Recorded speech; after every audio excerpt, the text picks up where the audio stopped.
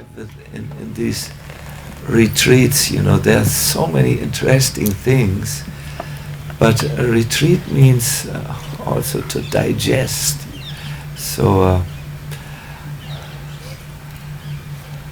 in our Govardhan retreats, we tried to solve this with a morning session called Alone with Krishna, where everyone sits here in this forest under some tree and just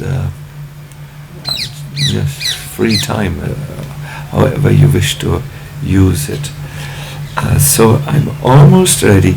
Oh, it's not this one. It will be the identical translation, but this doesn't have a purport as far as I see, no? Is it? So it's the other reference.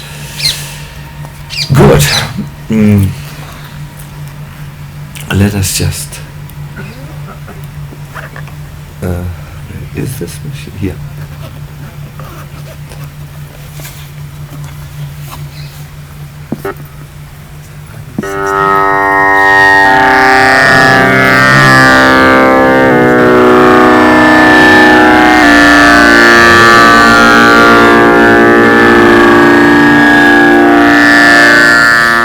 Please let us just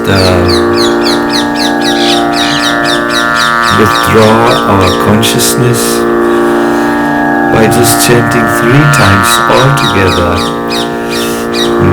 the Dvadasakara mantra.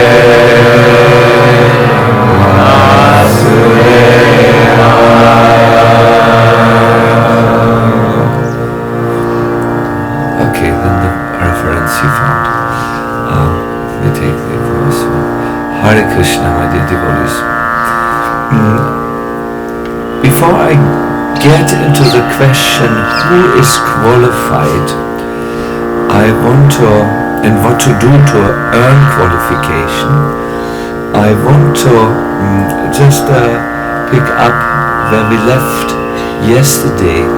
Let me again ask before I start, do you all hear me acoustically? Again, I will turn to Lakshmi Moni, who is quite in the back.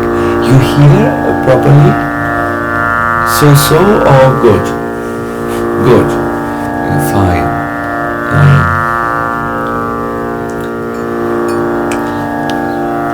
We have raised the seat a little bit because I want to see you. Now I can see everyone who falls asleep. Before that, it was not possible. We were talking this morning, or practicing this morning, to chant with both an awareness of the meaning of the holy names. And there is a distinct reason for this, my dear devotees. When someone addresses us, who knows us, immediately we are responding in a different way. So if someone addresses Krishna with knowing what the mantra means or meditating about the meaning, Krishna reciprocates also much more lively, much more directly. Therefore, we usually in spiritual circles have this habit of educating ourselves in Sambandha Gyan. You know, now there is a lot of activity in the atheistic kirtan scene. What I mean with this is, one moment I'm trying to do it. It's kirtan without glorification of Krishna. I have been invited to many of these kirtan programs where the kirtan leaders tell their audience, no, we sing now so that each one of you discovers and finds their own voice. They explain a voice not just in the physical sense of making sound, but also one's own individual expression. No mention of Krishna. Other kirtan leaders will say, we chant these names now, I have no idea what they mean. And everyone laughs, wow, that's super cool to say such a thing. And we do this really to meditate and come in contact with the all-pervading presence which is within you and me, in this way form a unity. Again, no mention of Krishna. Chanting the Maha Mantra without knowing Krishna is Krishna wonders. They chant my name, but they don't mean me. No, they have no meaning. So therefore, the great acharyas have given us various meanings of the holy name, and we will give you now two meanings. Oh, Krishna, can we sing the Terkadamba melody, please?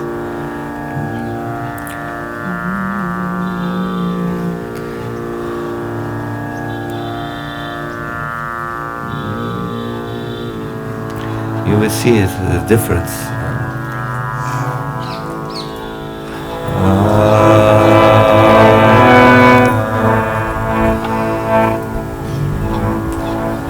Yes, please. So our mantra starts with Hari. It means Hari. Bhaktivinoda Thakur quotes, and I request you when you sing in a moment to have this meaning in your mind. The Supreme Lord is known as Hari. Why is the Supreme Lord known as Hari? Hari can mean stealing. Why is he addressed like this? Yes, the Supreme Lord is known as Hari because he takes away the ignorance that troubles his devotees by showing his devotees his actual nature and personal spiritual form. So as you chant now, I request you to be mindful that Krishna can take away also the coverings of your ignorance. And yes, he can actually reveal himself first in the heart. As a Spurti, he comes in the mirror of the heart and you see him there. And he can show you his spiritual form and how he is, his merciful nature. Please sing with me immediately now. Hare Krishna, Hare Krishna,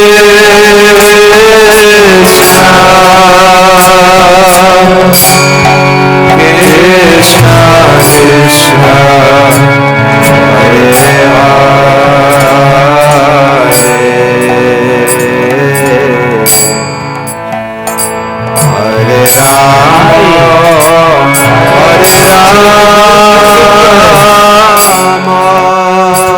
I'm prepared to reveal myself and my actually nature to you. Sing with this awareness. Sing now. Hare Krishna, Hare Krishna,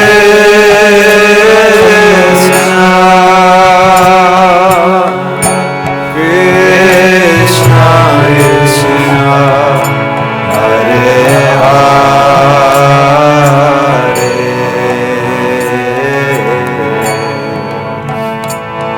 Hare Rama, Hare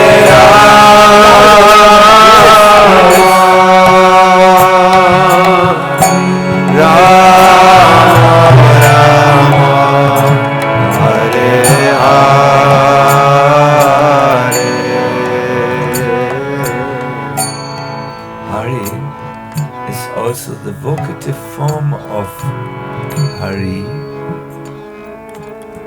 but Hari can also mean the vocative form of Hara.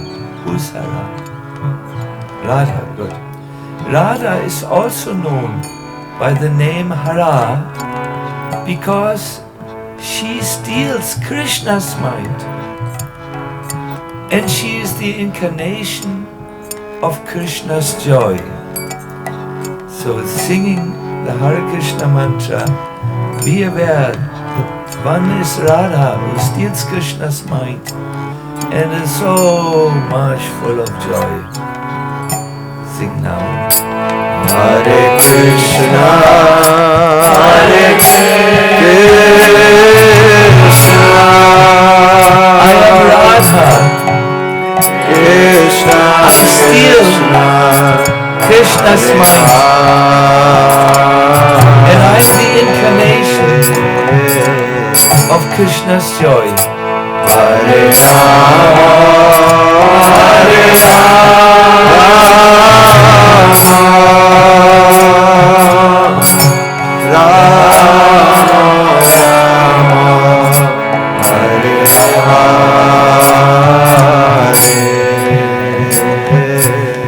And then there is the name Krishna. First there was Hare, which refers either to Hari or to Hara. And then is Krishna. Krishna means the dark, lotus-eyed Lord, the only master of the highest joy, who brings pleasure to Gokula. The sun, the beautiful, darling son of Nanda. Please sing now, being aware of Anantaika Subhaswami Shyama Kamana Lochana. Hare Krishna, Hare Krishna, Krishna Krishna, Dark Lord Krishna, His lotus eyes. He is the only master of the highest joy. He brings pleasure to Gokula. And his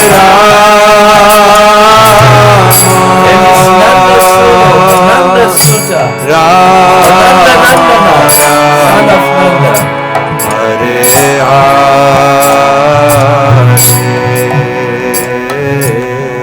And finally, in the holy name is the name Rama.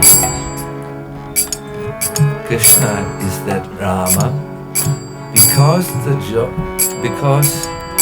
Krishna is also known as Rama because the joys of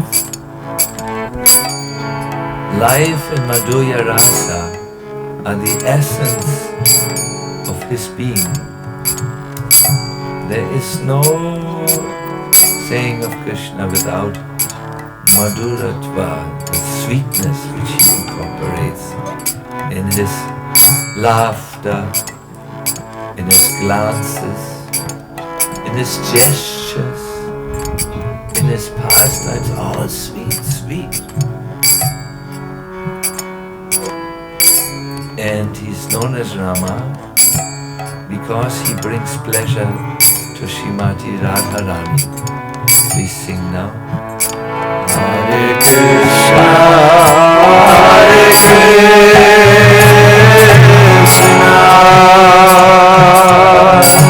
Krishna Krishna, Hare Hare.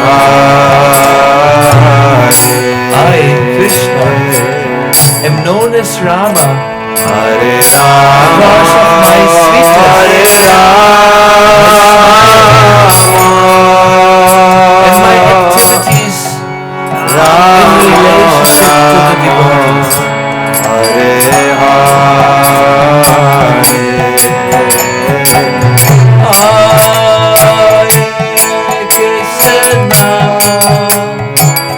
Hare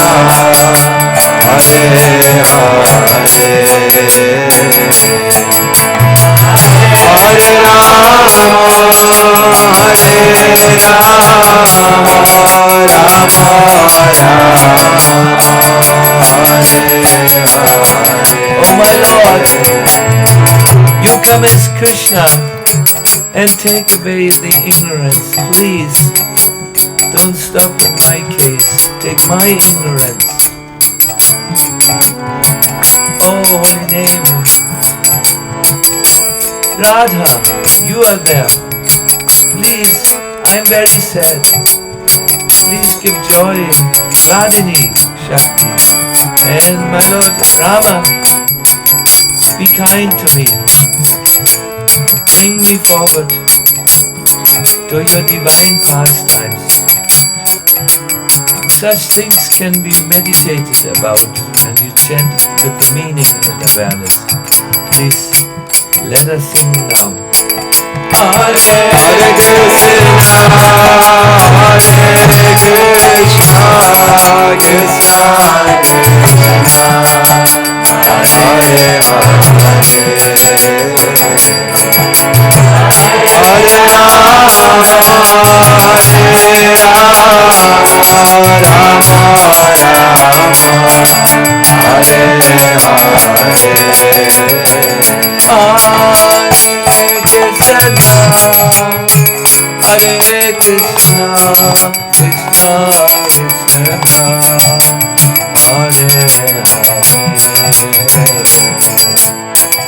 Hare Rama, Hare Rama, Rama Rama, Hare Hare. Hare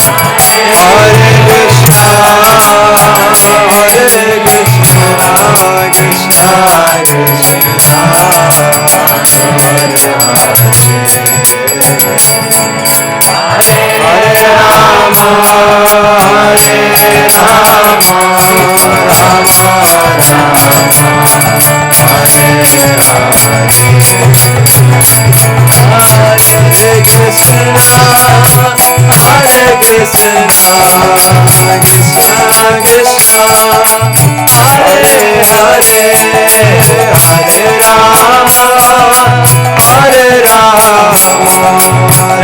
Krishna Krishna, Hare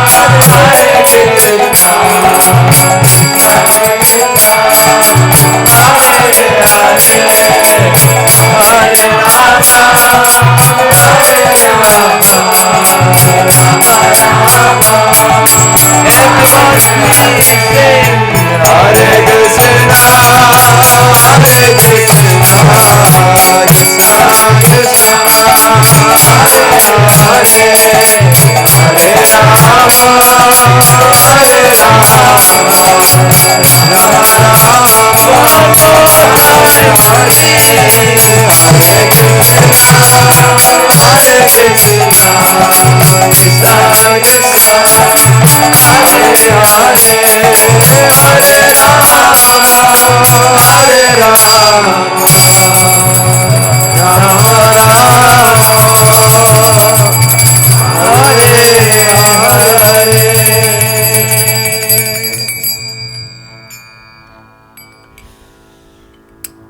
Mantrata Chintanam. To be mindful of the meaning of the holy name quickly brings us to the place where we do not chant mechanic any longer, but where we chant in sambandha, in a genuine connection with the Lord, who has so kindly appeared to us in a form which is so easy to appreciate, that is the holy name. Prabhupada had a god brother who became above 100 years old. This god brother, Bhakti Pramod Puri Maharaj, loved Prabhupada dearly and was always invited for Prabhupada's disappearance festival in the Vrindavan Mandir, and he spoke in the courtyard as an honored guest. And then once he came to our temple, and there was a devotee. There was someone who had a Harinam Chata, but the Harinam Chata somehow slipped from his shoulders and fell on the ground. When this exalted Vaishnava saw this, he immediately paid his obeisances. The same mood of reverence was given to by Srila Prabhupada to the holy name. Once, I think it were the Australian devotees, but I don't know if it was Sydney or Melbourne or wherever, they had painted with flowers, not painted, they put flowers before the temple entrance, and it was a Hare Krishna. So Prabhupada came and he saw Hare Krishna in flowers. He stopped. Everyone thought, what is wrong? And he went back with folded hands and took the back entrance of the temple. He would not step on Hare Krishna, knowing we cannot step on Krishna. Also, we would not step on a deity. So these devotees see Krishna in the form of the holy name, and they have given us a wonderful meanings of the holy name. Sometimes devotees ask, but Maharaj, how can we chant and concentrate on the chanting and then be mindful of the meaning of the holy name? I mean, we can't hold two things in our mind. And you talked earlier about opposites thinking, that when someone is harassed by negative thoughts, then he deliberately thinks about positive thoughts. And because the mind can't hold one, if he thinks strong about the positive thoughts, then negative thoughts will go. So this shows that only one thing at the same time is possible. By the way, I have asked this person, this loudspeaker, to test your ability to concentrate. So this is all part of the lecture. It's not, but we have to concentrate. Look at this here. What is it? Tea, yes. My dear devotees, Once it was only water, clear water. But this morning I decided to have some peppermint tea for refreshment. So I put a bag of peppermint tea in it. And this bag of peppermint tea, the taste of the tea, dissolved in the water. Now it is no longer clear water, it is peppermint tea. No? So in the same way, when it works with the holy name, you chant the holy name and you are mindful of Krishna while you chant, and after some time it becomes one. It's one thing, not two things. And then you can chant what we call in our Hare Krishna language, the language we use in our movement, prayerful chanting, no? Or conscious chanting, or mindful chanting. These are new terms. Conscious chanting and mindful chanting is not so often used. So yes, can you understand the analogy? Yes, no, yeah, good. By training, and my dear devotees, this is about training, we can bring the two together. With this I come to a very important part of my lecture. How is learning taking place in our tradition? Yesterday we heard there are four items. First, you hear from an authorized source. Then you have discussion with your students. Then you do self-study where you reflect deeply about what you hear. And then sometimes the fourth is kala, time. We need some time before we mature to these spiritual subjects. It doesn't happen so always immediately. But today I want to bring also forth another understanding. In the Gita, Krishna says when we want to learn, we must approach a spiritual master. Or let us say teacher. You can also say shiksha, gurus. Learning in the Vedic times was a very personalized affair where you needed people to instruct you and so that the knowledge would blossom forth. Just reading and not even, excuse me please, listening to a lecture would help you to learn completely. I once asked a personality, what is the place of breath control or breathing? And the person said, that is in our tradition, it is mentioned in the Bhagavatam, but these things are meant to be taught from guru to disciple personally. I also remember how Prabhupada said, I wish I could train each one of my disciples personally, but what to do? There's so many and so little time. The idea which I want to get is, knowledge remains theoretically if you are not taught how to apply it. Knowledge remains theoretically if you have no practice by which you are imbibing the knowledge.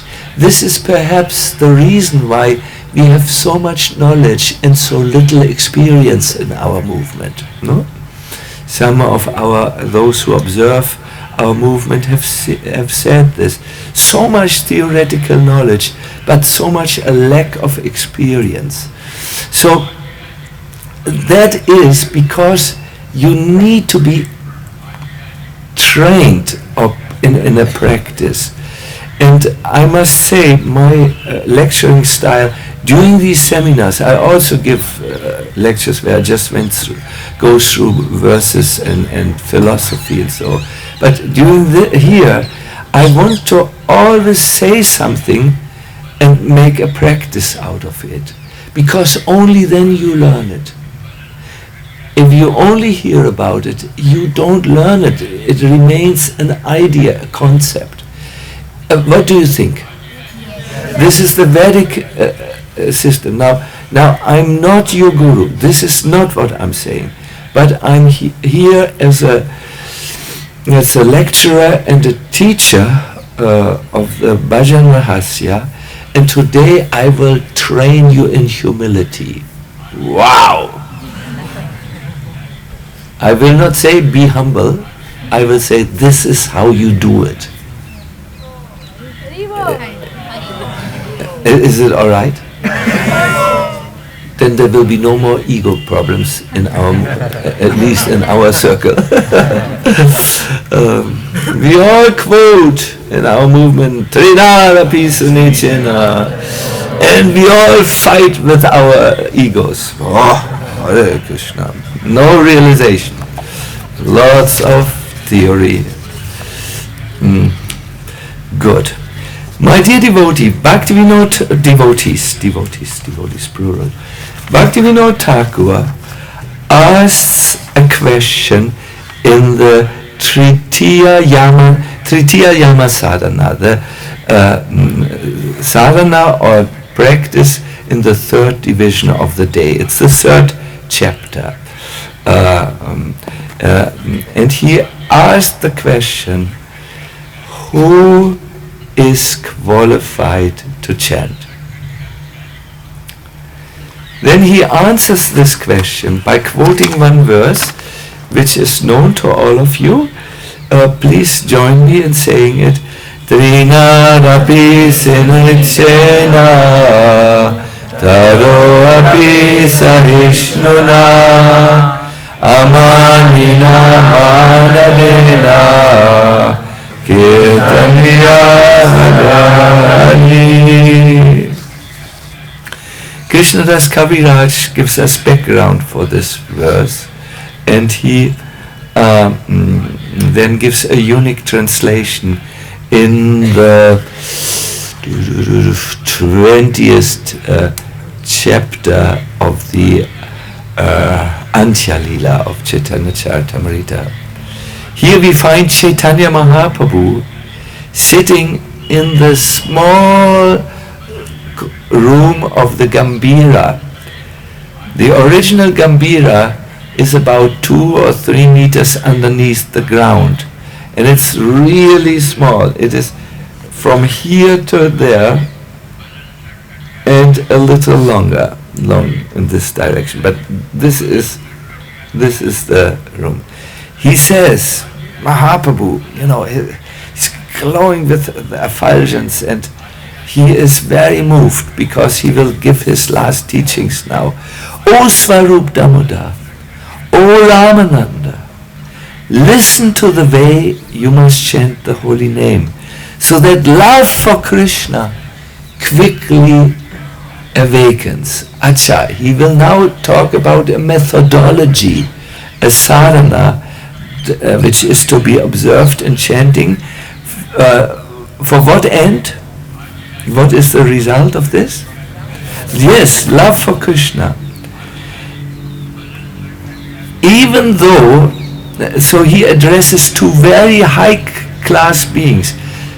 Swarup Damodar, he is a writer. He wrote a Kadacha about the pastimes of Lord Chaitanya. He's a poet. He's a kirtan singer, like anything. And the second one in the audience is who? Ramananda Roy. He is an influential politician. But he is the greatest of devotees, and we hear in the spiritual world he is Vishaka. He is a divine personality. He's not human like you and me. So he says to them, even though you may be the best of human beings, you Swarup and Ramananda, you may be the best, you should still think of yourself as lower than the grass.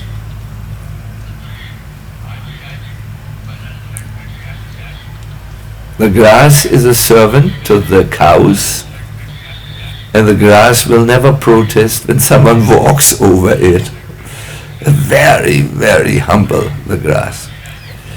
You should also engage in two kinds of tolerance, following the example of the tree. Sometimes there is no gazier for you, but the tree also cannot switch on a gazier. Is it called gazier? Geyser. Geyser, hot water. Oh, sorry, this is not in the text. I'm dreaming.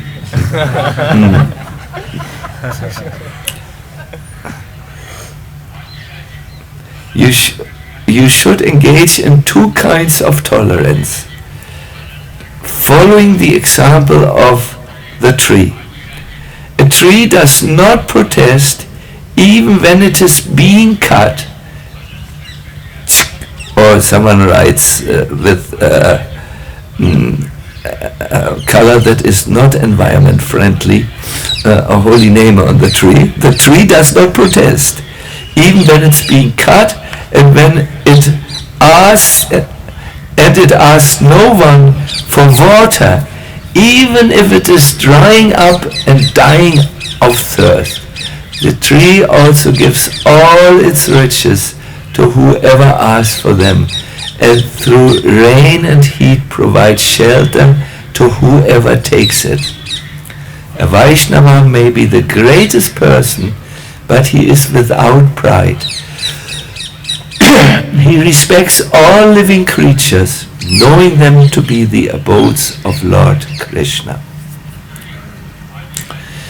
Let me ask you, who of you speaks Hindi? Oh, good. Then you are my solution. Before this here is a merchant. I think he's selling something, no?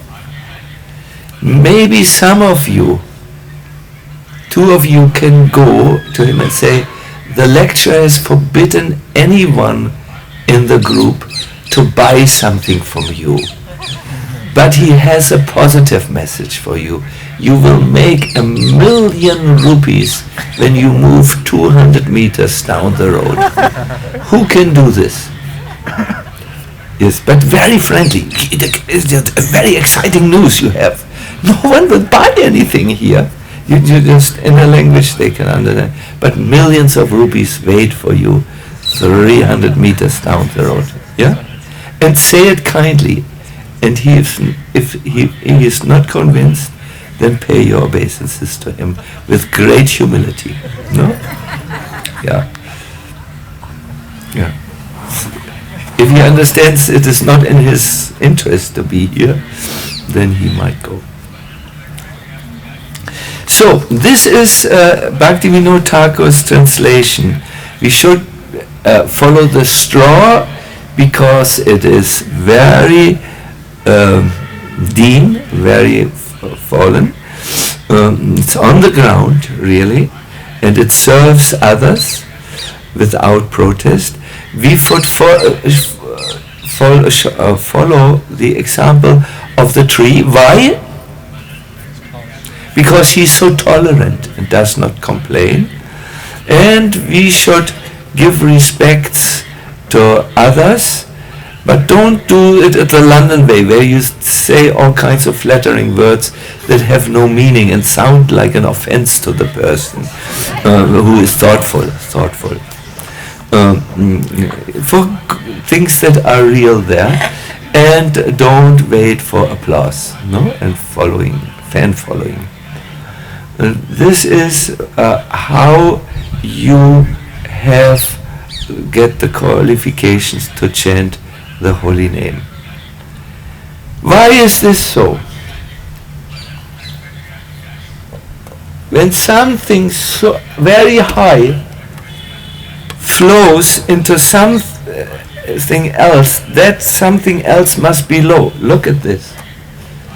Here is water. Oops, and it flows now into the glass. If I would put the glass here, the water would never ever come in the glass. The holy name, in the similar fashion, will not visit you. He will not come. Only the letters, the alphabetic letters will come perhaps, but not Krishna.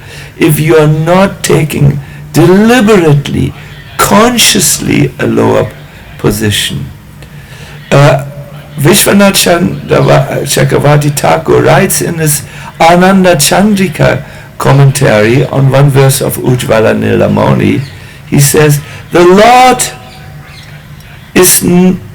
who is not attained by anyone, he's so special, can only be attained by those who accept the sorrow of their own lowliness. It's a sorrow to accept I'm actually not so great. Yet that sorrow involves an anugati. Anugati means you have to follow an example. Chaitanya Mahaprabhu gave the example of two, what was it? Grass entry. But here in this highly elevated scripture it said that sorrow, that humility, that feeling of wretchedness comes only if you follow the example of the gopis. However, this is impossible for a person like who could not follow the example of the gopis. Lakshmi Devi, yes, this is impossible for Lakshmi, and even Brahma and Shiva have difficulties to become that humble.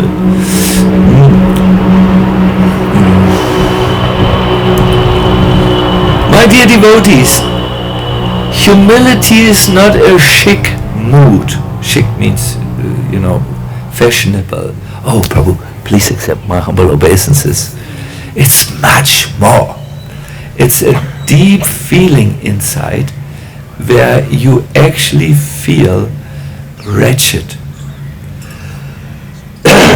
Wretched means forlorn, alone, disqualified.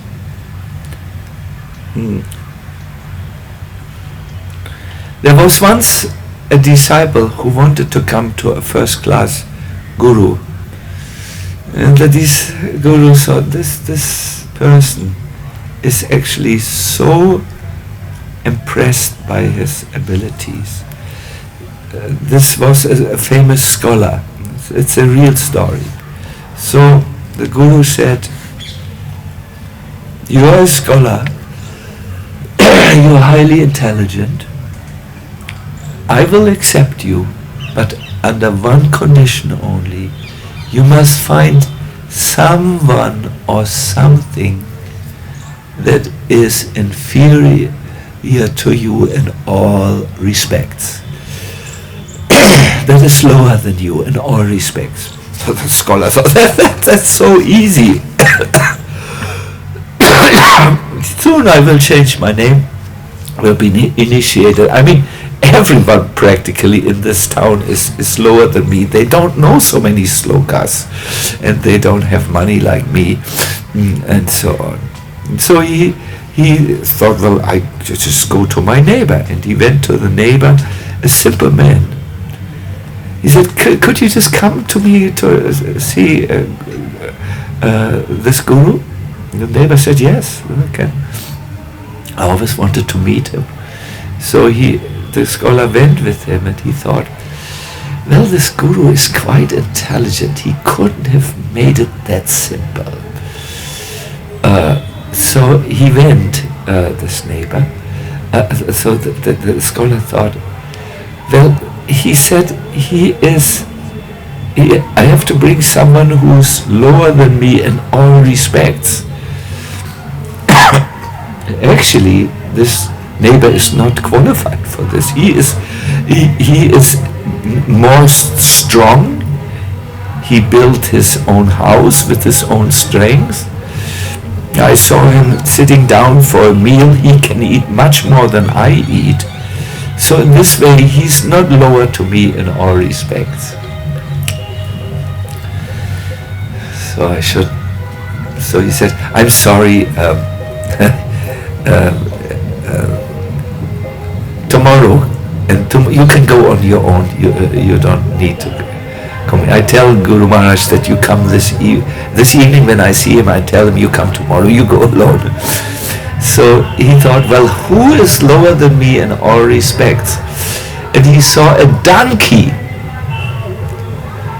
who really, he stood in the hot sun. From time to time he belched, and he was really dumb and dull. So he went to the donkey master and said, can I bring your donkey, please? You can get a few rupees here. I bring him back in after half an hour. Okay. So as he was leading the donkey, he thought it can't be that simple.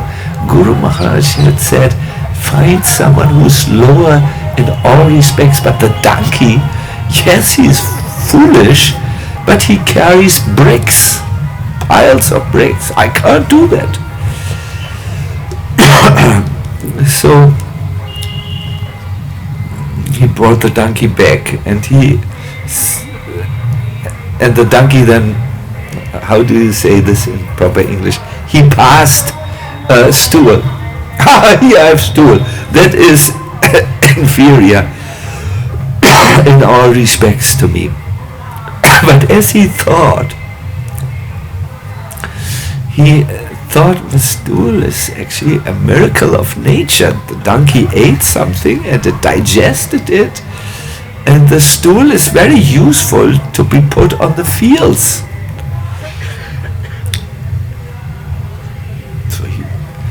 So the story is a long story, I make it short. He could understand that no one is inferior to him in all respects. Everyone and everything has qualities that are superior to his own qualities. So he went to the Guru and said, Guru Maharaj, I'm not qualified to be your disciple. I couldn't find someone who was inferior to me in all respects. The Guru smiled. That was what he had in mind, and he said, come back tomorrow. That's your initiation day. My dear devotees, only when you take deliberately a vision of reality, where you step out of your self-conceit and understand, I am actually fallen, I have left Krishna, I'm here now in the material world, I'm bound to make mistakes, and so on. And if you, from this position, act, are you qualified? Otherwise, the Lord cannot be attained as long as you think you have qualities that are superior to the qualities of others. The Lord, who is not attained, can only be attained by those who accept the sorrow of their own loneliness. Thank you, Prabhu. You were successful. Thank you.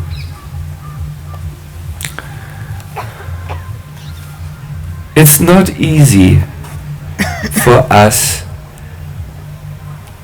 to be really humble, because we will have to say goodbye to the desire to be validated, glorified, and praised by others.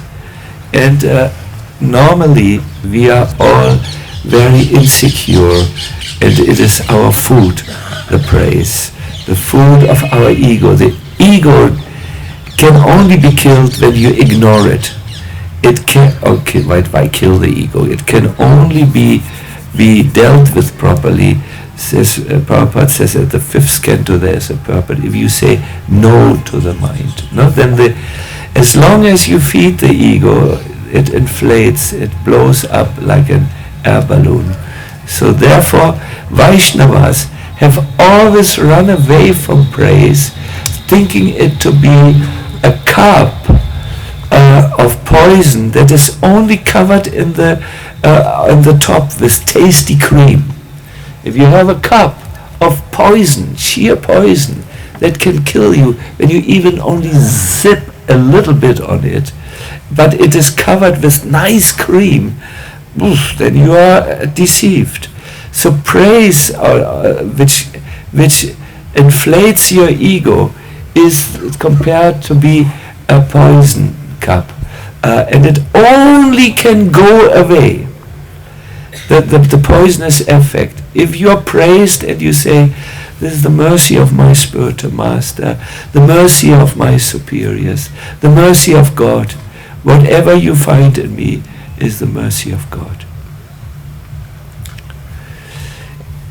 In the West, in Europe, we have the Western Savior. His name is Jesus, and he came after giving hope and life to millions of people into the town of Jerusalem. This is an old story. So Jesus was riding on a donkey, and as he came in, the people showered flowers of gratitude on him and praised him. They took palm leaves and fanned him, and they sang him, O Jesum Christum, Kyrie eleison. They glorified him with songs like this and other songs. And Jesus just bent down like this, and he said to himself, I'm only the servant of the Lord, and it's the Lord's mercy that I can say something. But there was someone underneath him. There was the donkey. And the donkey who carried him, he thought, finally, someone understands my glory. Finally, someone understands that I'm glorious. So you have to choose. Do you go the way of the Western Savior, or do you want to go the way of the donkey in your life? The donkey thought the flowers were for him. The praise was for him. And the person for whom it was meant understood it was the mercy of the Lord. The English word humility is closely connected and comes, some say, from the word humus. I now need an English speaker. Who can speak this word, humus? It's fertile earth. How do we say this? Humus. Yes, the British people say humus. No? What is it? The fertile earth. Humus. So, from good fertile earth, many things can grow. And I will show you, we will go with Bhaktivinoda Thakur now and see what grows when you are humble. The first thing he says is you are able to take shelter. If you, the ability to take real shelter comes only to a humble person, not to someone who thinks, I'm great, I can solve everything. The second gift of humility to anyone, according to Bhajana Rahasya, is freedom from bodily identification. You can understand, I'm not this body. You don't identify with the beautiful body and the learnings of the body, the wealth that surrounds it, and so on. Another thing which comes from humility is tolerance and the ability to give respect to devotees. But I would like to talk about the sixth gift of humility. Only a humble person becomes eager for Krishna bhajan. My dear devotees, today our Gauranga Darshan said so nicely how we have heard about Krishna and the glory of the holy name, and how we try to focus our mind and try our best to do it. But after some time, my dear devotees, he said, the mind runs somewhere else. You need eagerness in Krishna consciousness. Eagerness, in fact, is the only price to pay for Krishna Bhajanamrita, the nectar of Krishna. And I want to talk about this.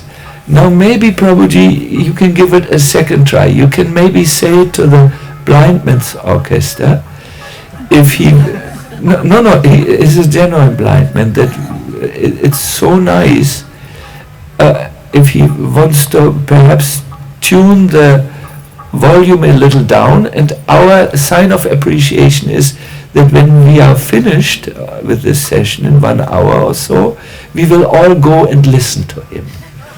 And we might, and some of the people might drop a donation. You always have to say what is in the interest of the person. They come here because they know here many people, and if you say like this, but if you're loud, the chances is that no one will drop a donation. The chance. We don't know. Bhagavan can arrange everything. Or if he wants to sing, you can say, sing softly, nice soft bhajans. The Westerners appreciate. Yeah. We are in Braj. Everything should be done lovingly. So eagerness, my dear devotees, this is your prize. If you're not eager, you can have a big meal.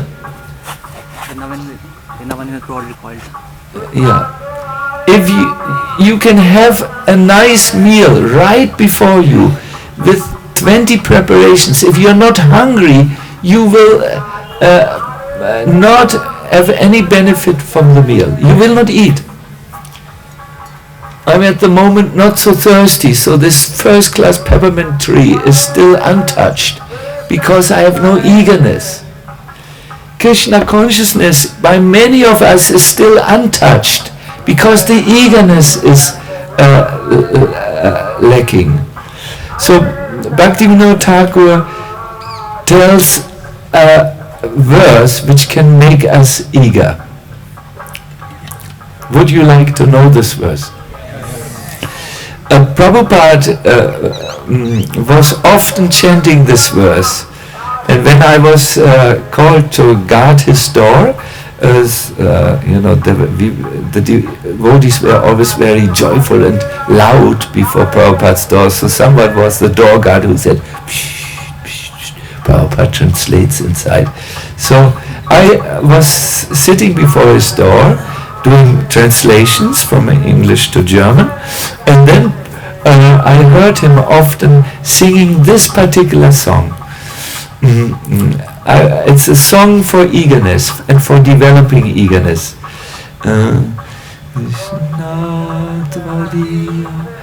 He would sing it like this.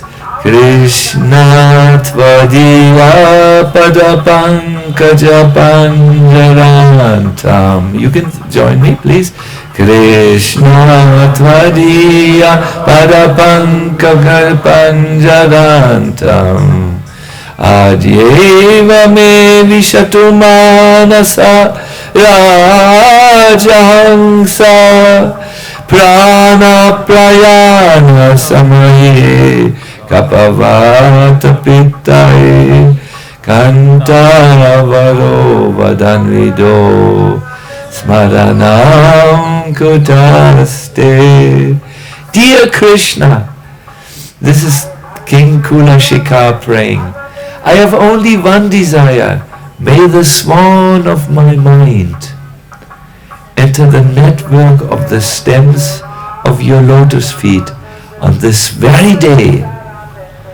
For when it is time for the life airs to leave my body, when I die, my throat will be choked up by the disruption of the body's mucus, wind and bile. how will it be possible for me to think of you then? My dear devotees, all of us will have to die. Not only the older devotees will die. Not only the gurus will die, because we cry when the gurus die. Not only the neighbor in your neighboring apartment will die. Death will come for you. And while you have still time, don't waste it, but use this precious human form of life to obtain Krishna. My dear devotees, I have to say, I'm sitting like this because I have a knee problem. I hope you don't find it. I could take this knee. Outer appearance is so much in our movement, so I better do like this. Bhaktivinoda Thakur says, the days of my life are being wasted as I immerse myself in the daily grind of material life, getting up, washing my body, first making my teeth. It's a daily grind. Then I have to somehow dress daily, it's so boring. Then I have to go out and make some money or do something and meet people I don't like. Daily grind. The days of my life are being wasted as I immerse myself in the daily grind of material life. If only my mind would worship you. So I pray that the swan of my mind be caught in the cage made by the stems and roots of your lotus feet and remain always in the ocean of spiritual delight. Where we live, where our little ashram is, it's right by the side of the lake, and there are swans on the lake, and we see what this verse means. The swans are hungry, and what they do is they come to our side where the lake is not so deep, and then they put their necks, beautiful necks, into the water, because the best food for them is found at the root of these plants. You call them reeds, Schilfrohr in German, and they go there and they find their food there, and sometimes it happens that they experience great delight and they make a noise, quack, quack, quack, and then other swans come because they know there's a beautiful food is down there. So this, imagine a swan would become entangled in it and would always stay underwater. And imagine that he is equipped for staying underwater. Then he would always be in the delight of the best meal. No? This process of looking for food at the foot of the reeds is called Gründeln. It's not a Sanskrit word, it's a German word. So this is what the devotee wants. He feels, I am so much engaged outside, above the nectar. I'm missing the entire nectar. Now I want to go deep and stay with the nectar, like the swan who puts his head deep into the under the water and is in the water where it finds delicious food. This eagerness comes, my dear devotees, when you know that you have only a few hours left in your life, you will use them properly. When you are aware that you will die, either in 20 years, I'm now 72, but I feel like 40, so in 60 years for me, I will die in 60 years, so or in 40 years, or in 20 years, or in 10 years, or in 5 years, or in 2 years, or in 1 hour. When you are aware of this, you will not waste time. Therefore, a saint's activity is to always keep his inevitable death right in front of his eyes. It's a sadhana. That's how one Jain monk said, we should have a funeral pyre, thank you so much, Prabhu, at every street corner. There should be more cemeteries and funeral pyres at the street corner than shops.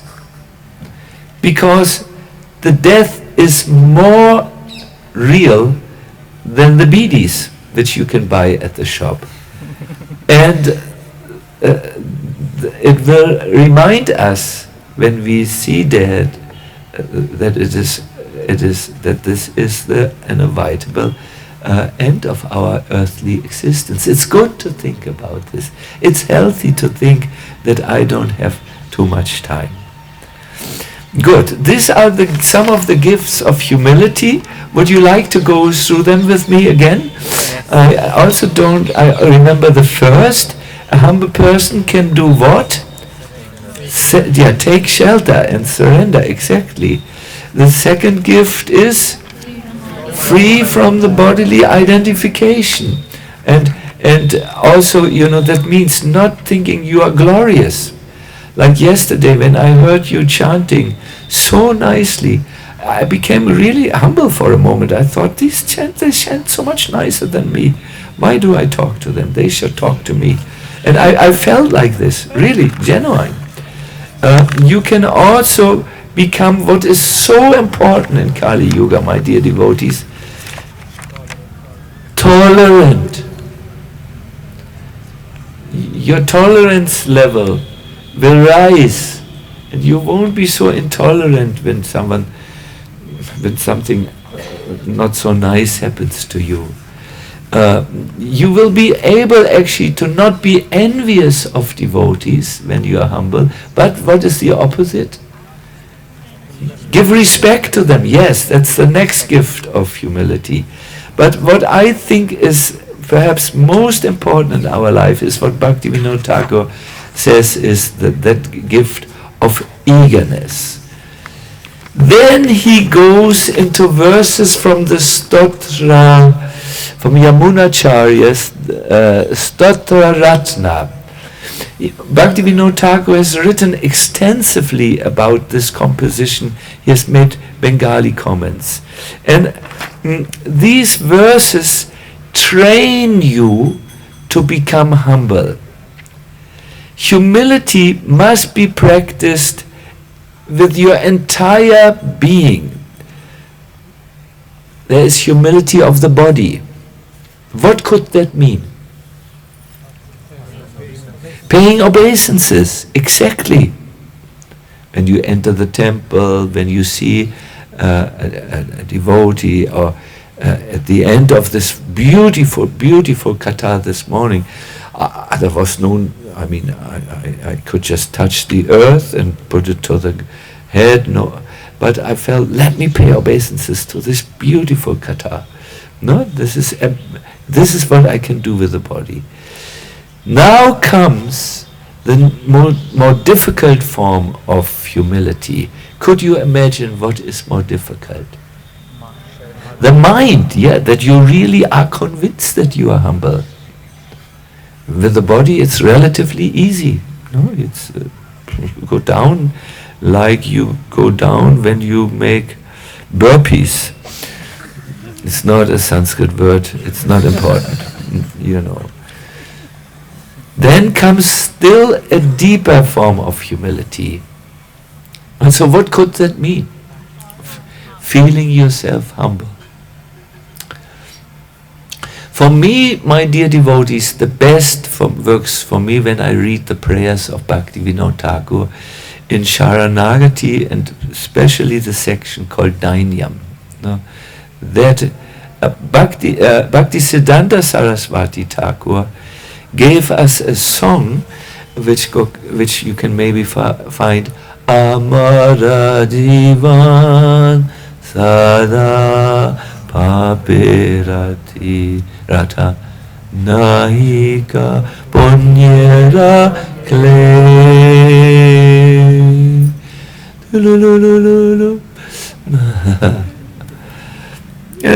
Let's sing this. I will sing one line and you repeat after me. It's a simple song. I mean, it's not long. Amara Jivan Sada Papirata Nahiko Punyera Lesh. You have mobile telephones. It's such a nice song. You can find it in what is it? KKSongs.org, and you type in Amara, and then Jivana, Amara Jivana. So those who know and have found, you can share with your neighbors. Sing, please. Amara Jivana Sada Papirata Nahika Punyera Le Pare Udvega Tiache Ye Koto. Everyone, Pare Udvega Tiache Jivera Lesh Tiache Jivera Nitya Sukha Lagi Abhinahi Dore Toyo Hina Svata Paroe Nitya Sukha Lagi Abhinahi Dore Dorina Svata O Parasuke Duke Sadamitya Bhutim Duke Duke Sadamitya Vasi Parasuke Duke Sadamitya Vasi Parasuke Duke Sadamitya Vasi Dukkha Sukha Karo Dukkha Sukha Karo Parasukha Sukha Daro Koro Parasukha Sukha Daro Amara Jivana Sada Paparata Nahiko Punyera Lesh. Amara Jivana Sada Paparata Nahiko Punyera Lesh. Amara Jivana Sada Paparata Nahiko Punyera Lesha. Amara Jivana Sada Paparata Nahiko Punyera Lesha. O Parere Udvega Tiache Ke Koto Parere Udvega Tiache Ke Koto Parere Udvega Tiache Ye Koto Parere Udvega Tiache Ye Koto Tiache Jivera Klesh Tiache Jivera Klesh Tiache Jivera Klesh Tiache Jivera Klesh. There are many more verses. You know, in Bengal, the worst form to humiliate someone is to take a shoe and beat him with this. This was once done in an ISKCON temple. This is the worst offense in the Bengali culture. I also wouldn't like to be beaten by someone's shoes, but I wouldn't take it that serious. But in Bengal, So every day, says Bhaktivinoda Thakur, Bhaktisiddhanta, in order to come to humility or the feeling of wretchedness, being humiliated, is to take a shoe in the morning and beat the mind with the shoe, and in the evening with a broomstick. Now this is a metaphor. You can't beat the mind with a shoe and a broomstick. The mind is subtle. Shoe and broomstick is gross.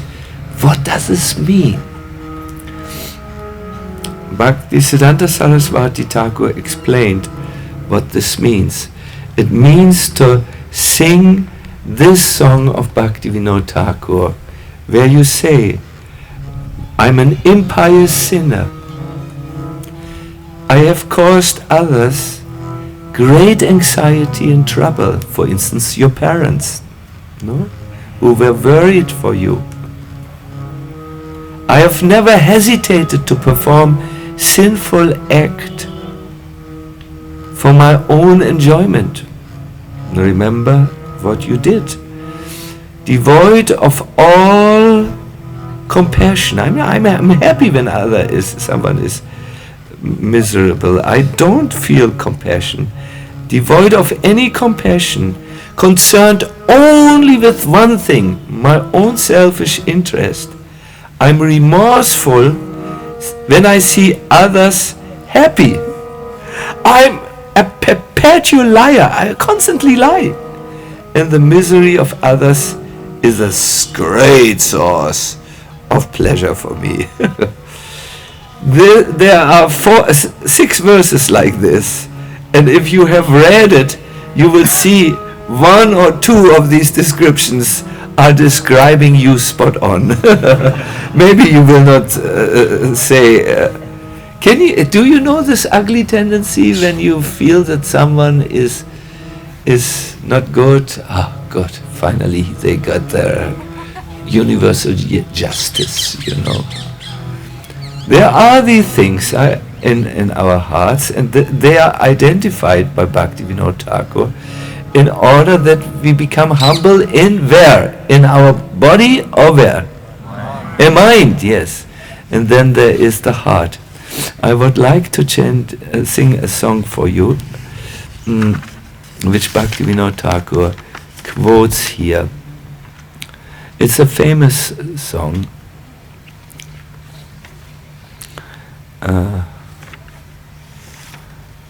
Oh Hari, I'm actually guilty for committing thousands and thousands of offenses. If I look at my life, I have to say I'm drowning inside this terrible, turbulent ocean of material existence. I have truly lost my way.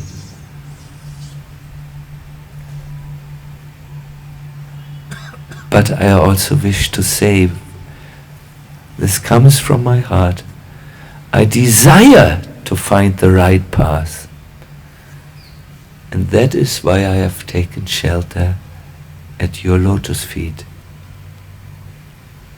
Kripaya Kevalam Atma Satguru.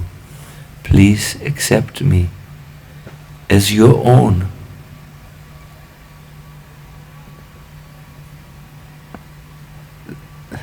I have no qualification. If you should accept me as your own, it's only out of your mercy alone. That's all. This is a genuine expression which comes in 12 Bhajana Rahasya 3.12, no? It comes there in case you want to get the book from Loy Bazaar. And then in words. My dear devotees, I often think when someone comes to me and says, "Oh Maharaj," and does these words which are in the ISKCON narrative, "I'm your humble servant." Then I say, "What have you done for me already?" You tell, "I'm not aware that you are my servant. Please, what have you done, or what do you wish to do?" What you just said, your humble servant. Okay, you said a little earlier, "Please please forgive me for my offenses." And I said, sorry, what offense did you do?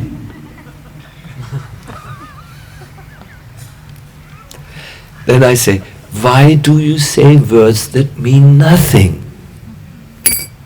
Do you have such a low opinion of me? I take serious what you say. When you said, "Please forgive my offenses," I wanted to help you, but you didn't know what you do. When you said, I'm your servant, I thought you had done something, but I wanted to give you something or spend time with you, but you have lied to me. I'm so disappointed with you. You can speak humble words if you are humble with your body, with your mind, and with your heart. Otherwise, it's only words. So many words which mean nothing. And so, Bhaktivinoda Thakur gives us a very, very wonderful. So you need to practice humility, my dear devotees. Otherwise, it's only a verbal gymnastics. You need to be humble with the body. Do menial service. No? Menial. Yes, for instance, you could clean the toilets here. That's an accepted traditional way of menial service. By the way, we have stuff for this, and you may not know where there's a soap and how to do it good, I'm just saying, you could help arrange the hall, for instance, or whatever. Or with your mind, my dear devotees, embrace this concept. Yes, I'm a fallen soul. With your heart, pray from your heart, "My Lord, accept me." And then your words, they are very good. Your words at that time are not theory. Your words at that time are golden words. They are full of realization. There is a very nice song where someone Hari Hey. So I give you the sonata, the words of Bhaktivinoda Thakur. I have come here to say something to you. Oh Hari, Lord Hari, I have no steadfastness in performing my spiritual duties. I don't chant 16 rounds every day. No steadiness. I have no clear spiritual understanding. When I hear some of the lectures, something is totally new and I get confused.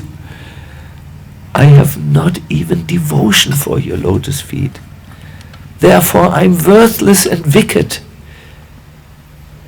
I don't know what will happen to me after death. I think it will be very inauspicious. And do you know what, Lord? I'm constantly engaged only in one thing. I deceive myself and others. Potita pavana tumi, patita adamami, tumi mora eka matra gati. Tava padamule painu, tomala sharana lainu, amidasa dasa, tumi nitya pati. You are the Savior of the most fallen. Don't close your eyes when you see me. And I am the most degraded of creatures. You are thus my only refuge, and I take shelter of your holy lotus feet. I am the servant, and you are my eternal master. Can you hear? This is genuine humility in words. We know it comes from Bhaktivinoda Thakur. He is the real person. My dear devotees, practice humility with the body, within your mind. Be, for instance, remorseful when you do something wrong and you catch yourself doing something wrong. Be remorseful. Say sorry. Then in your mind. And in your heart, some heartfelt prayers Krishna wants to hear, and words also. No? That will make you qualified to chant the holy name and reach these high levels of being absorbed in Krishna's name, form, qualities and pastimes. At that time, your spiritual life will be very good. Bhaktivinoda Thakur gives us an inspiration in his work. He says, if you desire to engage in chanting Krishna's names in glory, then do everything you can do to gain the qualifications necessary to do so. If you want the highest, do everything. And the first thing he recommends is give up false ego. And think of yourself as very lowly and wretched. These are realized words. These are words of powers. They are words of thunder. They announce the coming of the beautiful rainfall of Chaitanya's mercy. No? The Madhurya Kadamini. This is the Bhajana Rahasya. It's very practical. It is very, very real. It gives you guidance to become the qualified recipient of Krishna's mercy. Hare Krishna. What do you think? Something to think about, no? I want to end now this class. Let me first look at the wristwatch where we are. Oh, we are good in time. Who of you did today the morning smaranam? I'm surprised and very happy.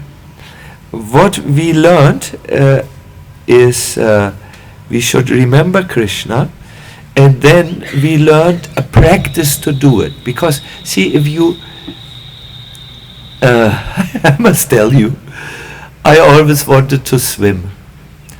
So then my older brother, we lived on an island where there was absolute opportunity for swimming. He went to the swimming course. But my older brother, those who know him, he is my older brother, so I will respect him. He didn't learn in the swimming course. Then came the day. The swimming teacher, there was the ocean, and there was this pier where they tie the boats, told all the swimming candidates to sit like a frog, Manduk Asan, at the edge of the water, and no one knew what was coming. I was watching from the land. I had not gone to the swimming course. So then he went to the edge, and he shouted, now! And then he went, and through all the swimming candidates, he gave them, he just threw them into the water. And my older brother hadn't learned properly, and someone else. And then they needed to be saved from drowning. You can only learn if you practice swimming. I thought I'd never go into the swimming school. I never, I want to swim. But then I said, so what do you do with the front arms and what do you do with the legs? And then I had no instructor, so I went by myself into the ocean. I showed Krishna the spot where I swam for the first time in my life. And for 1 month I tried to practice with the hands this, and with the legs the appropriate movements, until finally one day, I still remember, it was raining. I was as determined as Arjuna for martial art. I trained in all weathers. Then one day in the rain, and it was already becoming dark, I swam around that black rock in the ocean. And I never forget this. Even now, when I'm an old man, I don't forget when the practice was giving fruit. So in Krishna consciousness, in these things, my dear devotees, practice is necessary. It was necessary. That's why young people went in the ashram of the guru, lived with the gurus, and he would instruct them. Do like this. Do the yagya like this. Say the mantra like this. Put the ladle like this. Study like this. Repeat the verse by verse like this. This is how you learn. And then only you learn. Theoretical knowledge is important. Yes, it shows us the way. But then there must be a practice. So if we want to remember Krishna, the morning practice is again what? You rise in the morning, what do? You chant Krishna's holy name. Ne? Krishna Krishneti Kirtayan. Krishna, Hare Krishna, Hare Krishna. You just chant. You will immediately set your mind in a different way. What is the next thing you do? Yes, one should, here it says only one should meditate on the 2 feet of the Guru placed on one's head. This is an old way of expressing surrender to the Guru. If you like to do it in the traditional way, I feel I inconvenience Prabhupada if I asked him to put the feet on my head. So I just think of him, I think of his teachings, but more I think of his, his nature, how he lived as a devotee. No? And then after this, what do you do? Yes, I think I heard it from you. Yes, I think I heard it properly. One should perform a smaranam of Krishna and utter the following verse. You can do, the main thing is you think of Krishna, and then you can go into your japa and your day. That's smaranam in the morning. But there's also something you can do in the evening. And I highly recommend it. It's at the time, latest, when you have laid down and sleep has not yet come. At that time, you can either recite the verse or think about the meaning of the verse. It's from Bhagavatam, those who like to take notes of verses, 11 to 36. I repeat for you, 11th canto, chapter 2, verse, what was it? 49? 36. No, 36. Good. I will chant it for you. Those who know can chant with me. Would you like to chant on C, maybe? This is a little deep. One moment. No, D is better. Kayena vacha manasendriyeva Buddhyatmana vanusrita svabhavat Karoti yat sakalam parasmai Narayana yeti samapayetam I will say it one time alone, this last line. It's a beautiful line, you will like to chant it. Narayanayeti samapayet tat. Narayanayeti samapayet tat. So, whatever I have done with my body, whatever I have done with my words, with my mind, senses, intelligence, or purified consciousness, I offer this to you, my Lord, with the lines, this is for the pleasure of you, Lord Narayan. This is Smaranam as an evening practice. You go through your day and you offer the results of your activities. Perhaps you are Grihastha, you have earned on that day $25. I don't know what is the nowadays, maybe more, 50 or you know. Perhaps you have led kirtan. Perhaps you have done something with your words, lectured. Perhaps you have done something with your intelligence, figured something out, no? Perhaps you have made a resolve, a determination that you want to serve Krishna more, this purified consciousness. Narayanayeti samapayet tvam. Narayanayeti samapayet tvam. It is for you, my Lord. This is when we started, someone asked the typical question, I cannot think of Krishna. My mind is too restless. This is the way how to train your mind, that you can think of Krishna throughout the day. If in the evening you start, in a here, and it relates not to the highest level of Smaranam, it relates to you, how you are now, your conditioned nature. It says like this, I read now the translation, in accordance with the particular nature one has acquired in conditioned life. No, I'm a German, I'm a little outspoken, I speak very loud and disturbing. That's my nature. By the way, that disturbing I try to do to wake you up. It's a service. I'm usually not like that in private conversations. So whatever your nature is, whatever you have done with your body, whatever one does with body, words, mind, senses, intelligence, or purified consciousness, that is everything, the entirety of yourself.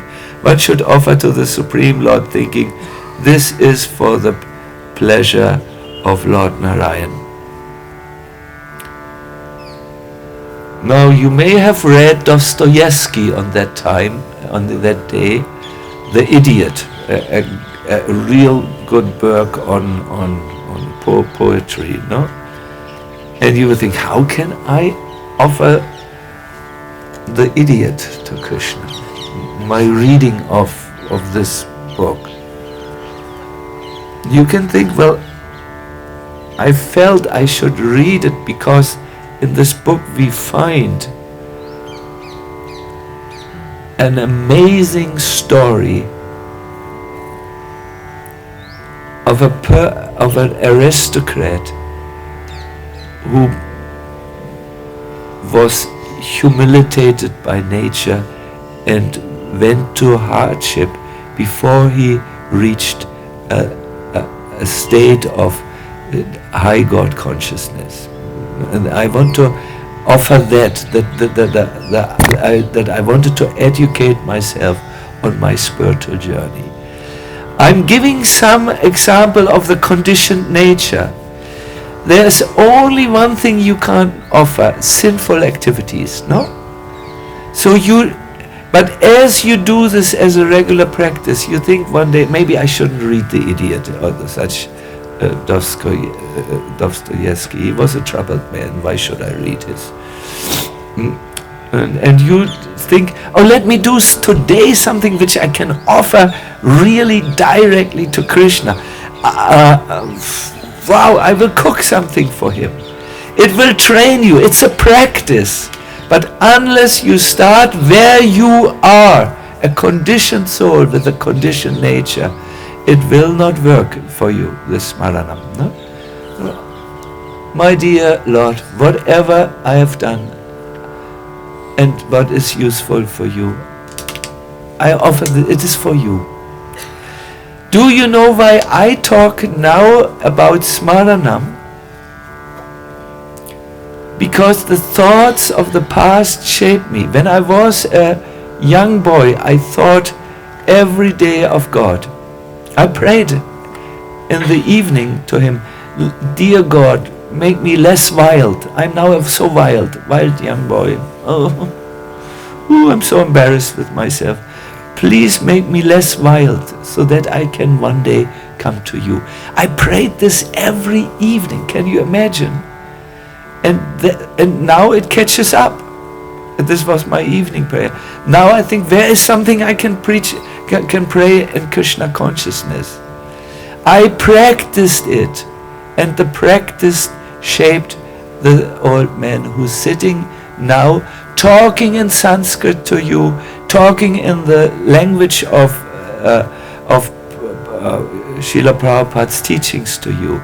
But if I would not have practiced, I would never have become like this.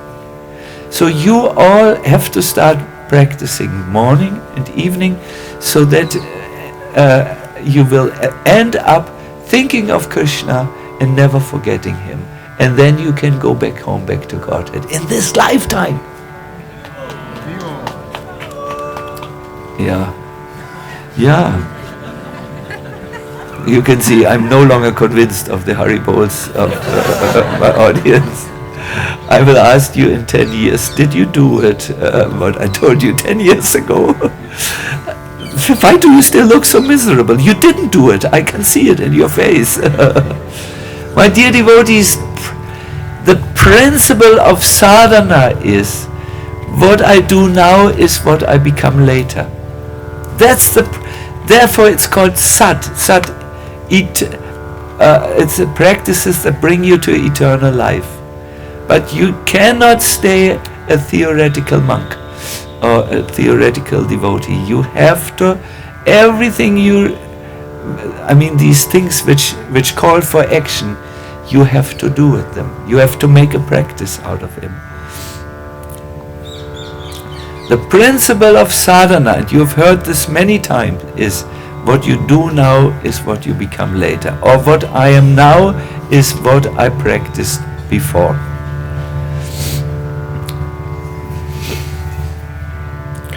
Hare Krishna.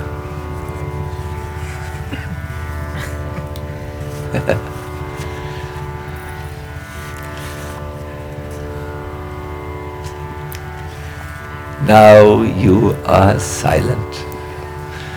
You are watching me and I watch you. What will you do? Because this is Bhajana Rahasya ends with Smaranam. It ends with Lila Smaranam, and more particular the Ashtakaliya Lila Smaran. But we feel we are not qualified for this. And yes, first comes mantra Mayi Upasana. You take a mantra. Now there is one mantra which many of you know, which is explained by Gopal Guru Goswami in his work, how the devotees of Chaitanya practice Smaranam. There are two works, but I want to recite Shri Shri Gaur Govinda Achan Smarana Padati. Our devotee will give me his handy. And he explains one verse in which Smaranam can be done. Divyat Vrindaranya. He describes a temple which is built, this is in our Mangal Acharana, in our tradition. There is a temple, it is built not with bricks, it is made out of jewels. And this temple stands in a location, just next to it is a tree. It's not an ordinary tree. It is a kalpa vrikshu, a wish-fulfilling tree. And it is there where Sri Sri Radha Govinda sit, served by their most confidential associates. They sit upon an effulgent throne, like you can see in the hall, and I offer my humble obeisances unto them. So this is the verse. Divyat vrindaranya kalpadrumadaha. Say, Divyat vrindaranya kalpadrumadaha. Srimad Ratnagara Simhasanasto. Srimad Ratnagara Simhasanasto. Srimad Radha Shila Govinda Devo. Srimad Radha Shila Govinda Devo. Peshtalibi Sevyamano Smadami.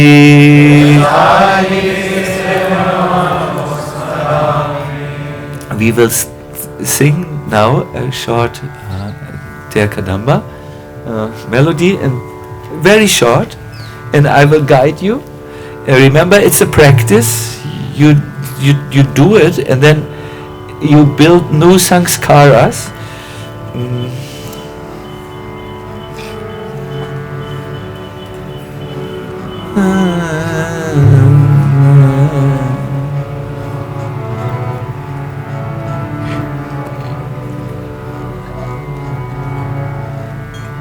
Hare Krishna, Hare Krishna,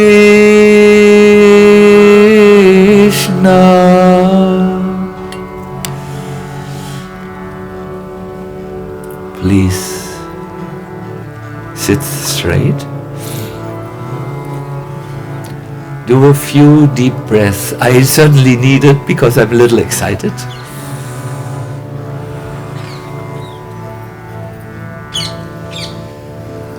Hare Krishna, Hare Krishna,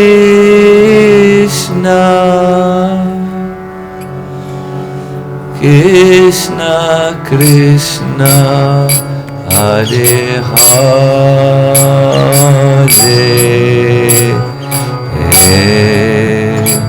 Hare Rama, Hare Rama,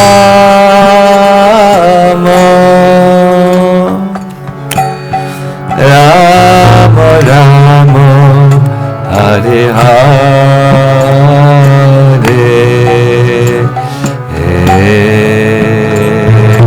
Krishna, Hare Krishna,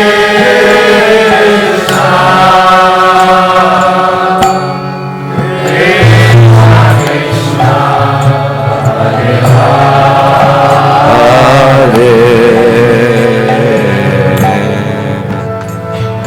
Rama, Hare Rama, Hare Hare. Excellent. Please chant one more time. Krishna,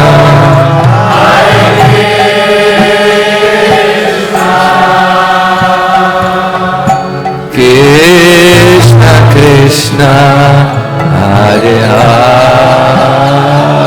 Hare, Hare Rama, Hare Rama,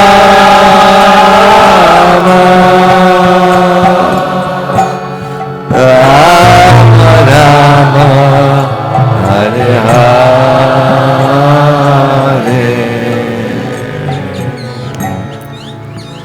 We all have seen the beautiful Krishna Balaram temple with its spirals, domes, the ornamented doorways, and the spacious courtyard inside, where there is a tamal tree. So there is a temple in Vrindavan, It is built out of jewels. Please see the temple in Vrindavan in your mind's eye as you chant. Hare Krishna, Hare Krishna,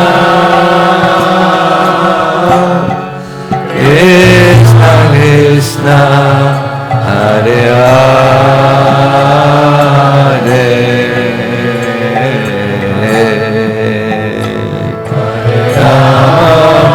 Hare Rama,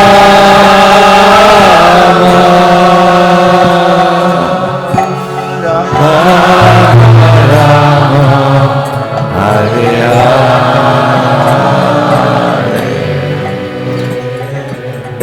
This temple is a protected area, a courtyard with a beautiful desire tree.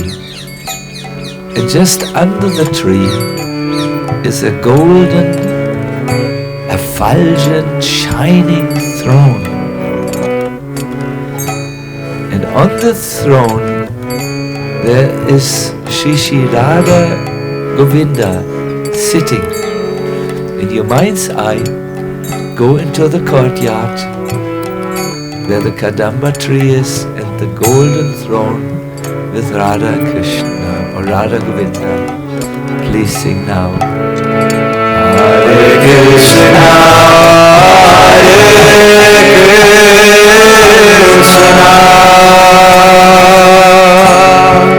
Krishna Krishna,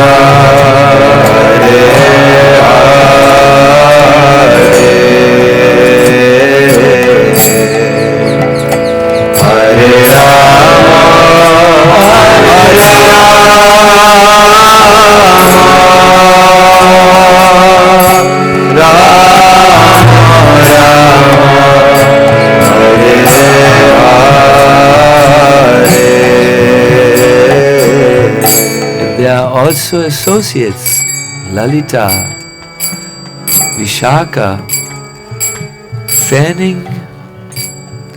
Vishaka has a peacock feather fan and Lalita a chamara whisk.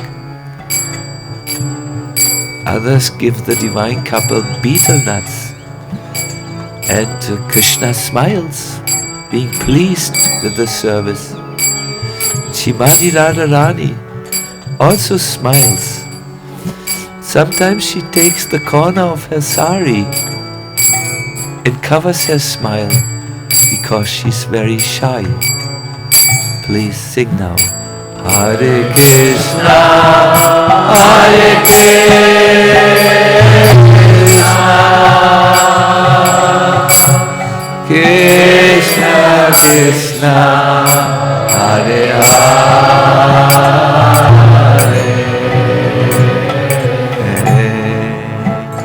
Hare Rama, Hare Rama,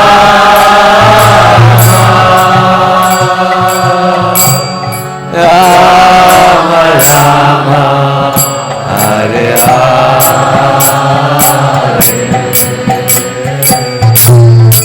Hare Krishna,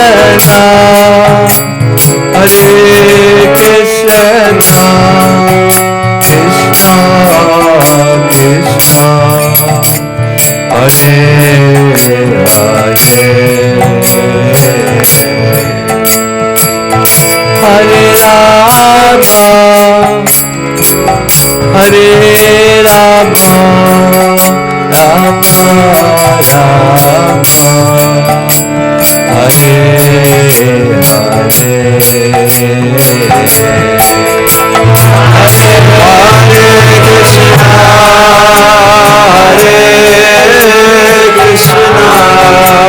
Krishna Krishna, Hare Hare, Hare Rama, Hare Rama, Rama Rama, Hare Hare, Hare Krishna, Hare Krishna, Krishna Krishna, Hare Hare,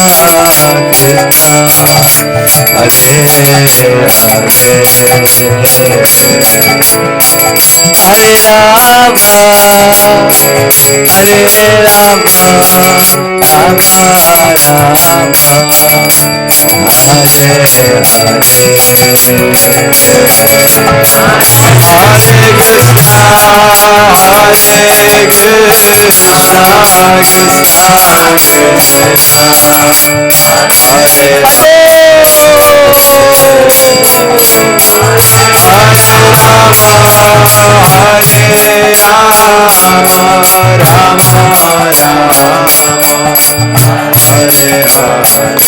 one more time, all of us.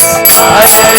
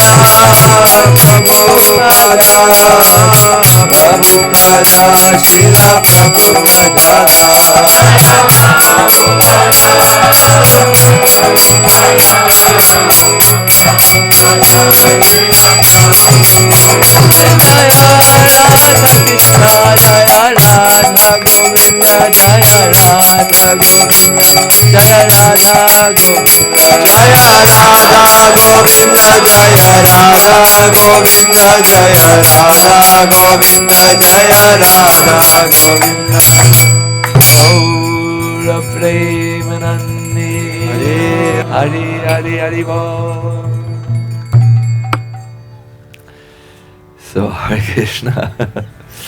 This was a long lecture. I'm so compact. We started out with Mantrata Chintanam, thinking about the meaning of the holy name.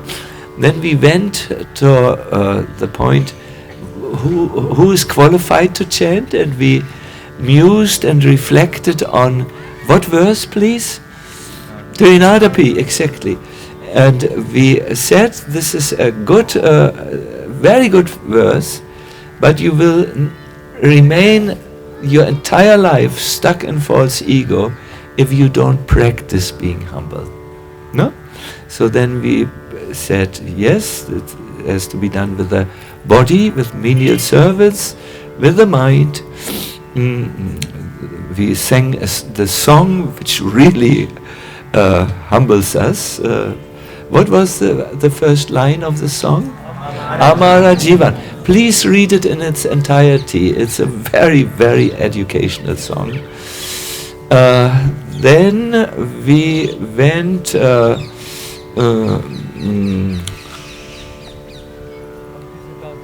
what? Bhaktisiddhanta Saraswati Thakur, yes. Right. Then he said it should be done every morning. So we took from Hari Bhakti Vilas a morning Smaranam practice. You remember what it was? What do you do when you get up? Chant, yes. And what you do afterwards? Yes, I guess you do it after your hygienic activities. I have learned a bath is only a proper bath when it's also a mantra bath. I have learned in the Shikshastakam series of Hari Parshad Prabhu that his Guru Maharaj, very educated, learned, His Holiness Radha Govinda Maharaj said this. There are various types of bath. The dust bath is also there. Water bath, but the water bath and all baths should be accompanied with mantra. Then it's purifying not just the body, but the inner person. No? And finally, we also went to the evening practice. Where can we find the verse which is about the evening practice? 11:2. Yes, you know everything. Or your notes know everything. Hare Krishna. And then we did one, to do full justice to Bhaktivinoda Thakur's work, we did a small Smaranam practice on a verse that is the pranam mantra, I understand, of Shishi Radha Govinda, no? And it is known in our movement, it is there, we can feel very comfortable to think sometimes about the translation of this verse. Let our curiosity not stop by just learning the Sanskrit. In old times people knew the meaning of Sanskrit. Now we don't know this any longer. So we have to learn it in our language, not to fully know the verse. It is important. Good. I'm very, very thankful for you that you listen to this class. I want to see if there are now any questions which are there. No, you're not the wife of Naveen Krishna, no? Oh no. Oh sorry, I thought. So do we have a microphone, Rajesh? We have. I saw this Mataji first. I thought it's an elderly Mataji. So who else has questions? There is one in the back, and here is one person. Perhaps you make your way to the microphone already while the question goes on, and then we take you on as the next, the two of you. Krishna Maharaj, thank you for the wonderful class. Maharaj, you mentioned you were discussing and stressing on the point how we should call out to Krishna while we're chanting, and at the time of death that practice will help us eventually at the time of death. So Maharaj, I wanted to ask, when we call out to Krishna at the time of death, does it really have to be with love, or can it also be out of fear? Or can it also be like Ajamila who just called out to his son whose name was related to Krishna, I guess? The verse says at that moment, nothing is under control any longer, in any way. Fear, shock, fright. Krishna will understand his devotee. He understands it's a difficult moment to leave the body. There are 4 fears which come at the moment of death. The first fear is, I will lose everything, I will leave everything behind. The second was the fear, I'm not certain where I will go now. I don't know. For cultured people it is, people I love will cry for me. I don't want them to feel sad. No? And there are 4 fears like this, for different mentalities, for different people, it's more prominent and so on. Yeah, so Krishna understands. There is a verse, it's called the Sharama, there are 4 shlokas. I turn to Hari Prasad. What is the name of these shlokas which are so important? Oh sorry. You're there. These 4 essential shlokas, Charama shlokas, in the Ramanuja Sampradaya? Charam shloka. You may proceed. Yes. No, it's impolite. I did not know that Hari Prasad was just proceeding. So yes. One of the verses you know very well is Savadamang Parichaja Mang Ikang Sharanam Vrajam. You recognize the verse? Yes. Another verse is from the Varaha Purana. I can only give it, I don't know it in Sanskrit to be honest. Is if a devotee does not think of me, I will think of him at the moment of death. Even if you're so inconvenienced, it could be well that you are severely sedated because of painkillers, and you cannot think, you cannot direct your mind. Krishna will think at that time of you. He will not forget you. In fact, he will remember what you have done throughout the life. He is Krishna. He is kind, a kind Lord. So, in whatever way, it's good if you leave the body and have some devotees do kirtan. That helps a lot. And put some Ganga water. And it's not so bad as you think. No, I'm not joking. My father listened to, he was a very strong man, but he listened in spiritual matters sometimes to me. Sometimes. So, when he died at his deathbed, we found the Bhagavad Gita. He had said, 2 days before my death, no one should come to me. I need to now compose my mind and prepare myself to leave. He was like this, a very strong warlord, So, you have to be careful to not upset him. So, he had the Bhagavad Gita and another book.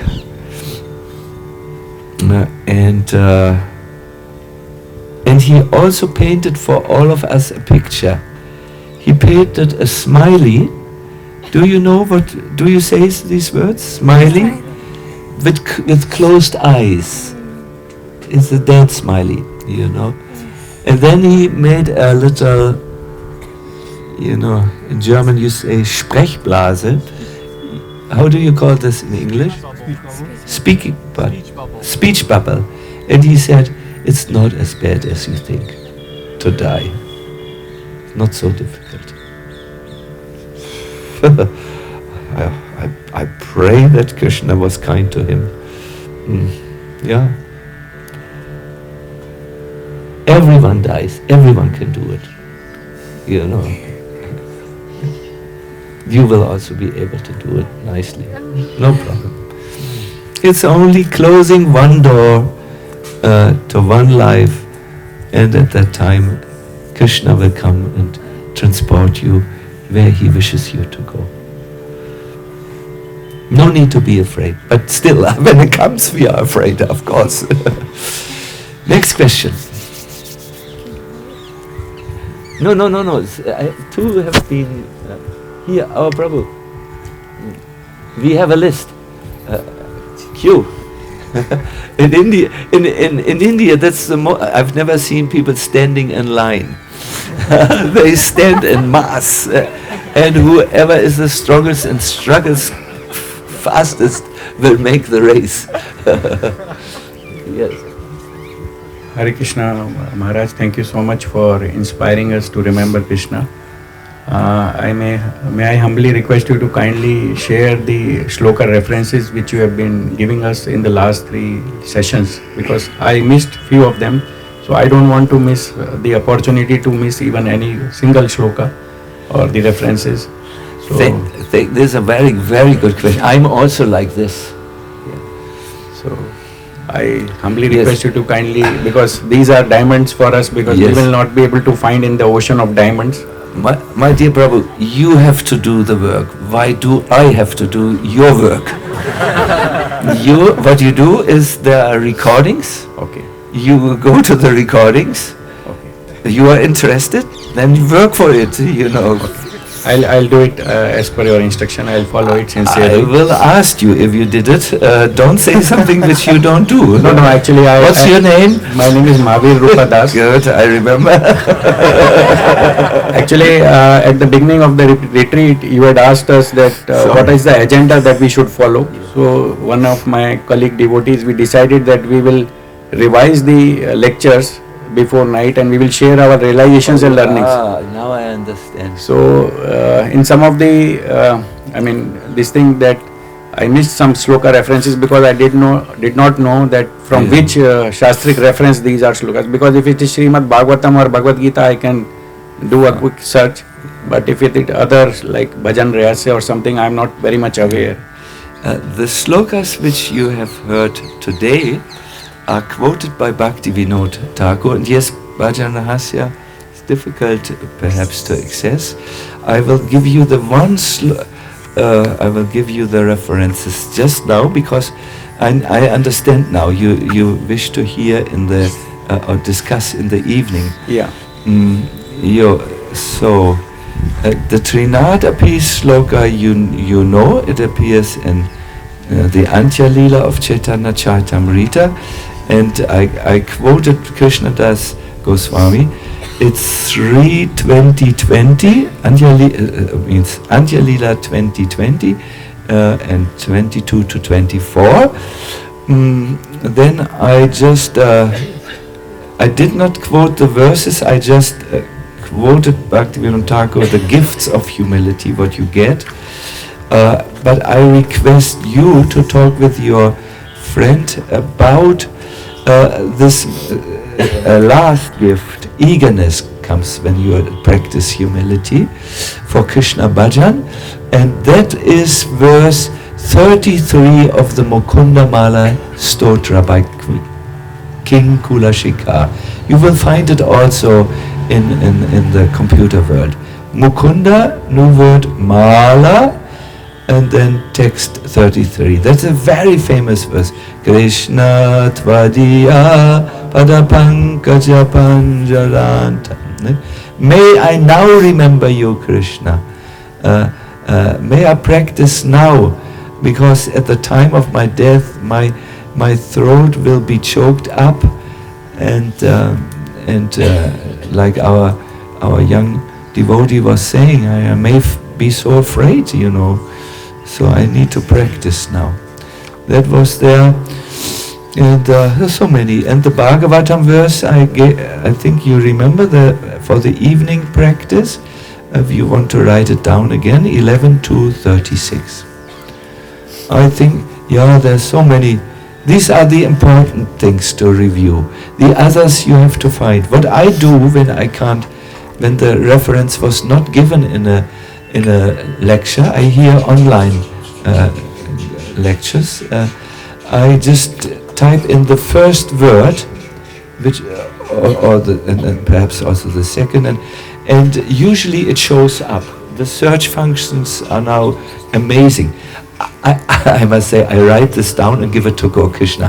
When I come close to a computer, the computer gets in panic and runs away, because I will do everything wrong which you can do wrong. So we are not a good match. Computers and telephones and me don't work.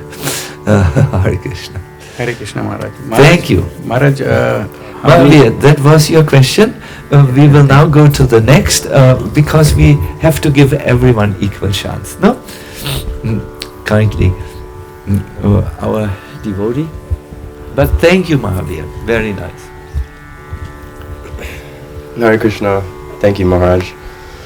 So I just wanted to ask about humility, cultivating humility, and you spoke very wonderfully about cultivating the feeling of wretchedness. And I've seen the tendency within myself and within the movement that can border on almost like self-hatred, especially if we're coming from maybe a background where there's already a negative self-concept. So could you speak a little bit about how to develop that genuine humility without, because it seems to me that that's not real genuine humility when it turns into a self-hatred. Yeah. So how to develop that? How wonderful your question is. Prabhu, it's humility must be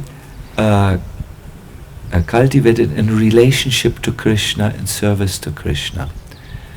Yes, we may be fallen, but you, Krishna, so wonderful, so merciful, so great. And then your heart will soften with tender feelings of gratitude and so on. But if you cultivate humility in relationship to your mistakes only, or your character faults only, no, then your not focusing on Krishna, who can elevate your soul. Any contact with Krishna will do this. Also thinking of him in feelings of humility. But if you think only in terms of you associate with your mistakes and so on, and then you go down. You have to always see that whatever you do, whatever you try to cultivate is you have to do that in relationship to Krishna. Let us talk a little on desire. I will talk in a very clinically accurate way, so no one will have to blush.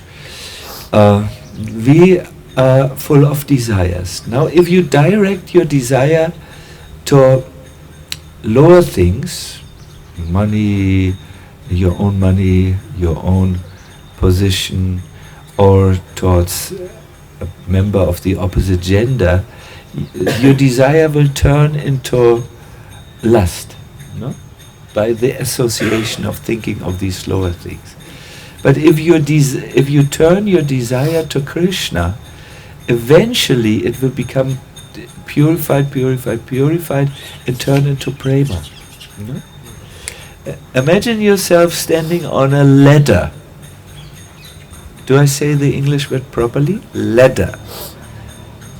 In the middle of the ladder. If you look down and climb down, you will go down. If you look up and climb up, you will go up. So the human being is juxtaposed in the middle and has to make the decision: will I go low or will I go up? It's the decision. So when you practice anything, you go up the moment you think of Krishna. You go down the moment your mind wraps around and becomes entangled with sense enjoyment, or with bad qualities or material qualities. Remember the verse, the lecture yesterday was talking about the mind becomes entangled with the things it thinks about. No? That's why Mukunda Mala says, let my mind become entangled in the lotus feet of Krishna, like the swan who is entangled in the groundwork, no, in the plants on the ground. Yeah. Initially, it may be.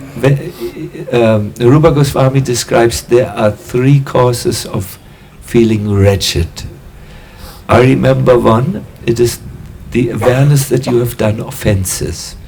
That's how Bhaktisiddhanta starts his song Amara Jivana. I'm an offender. No, this is how Yamunacharya says there are thousands of offenses I have committed. Becoming aware that you have done offenses is a cause of humility. It brings it to humility, your mind.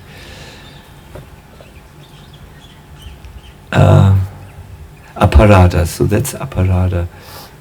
Yeah, that was. Give me just a second.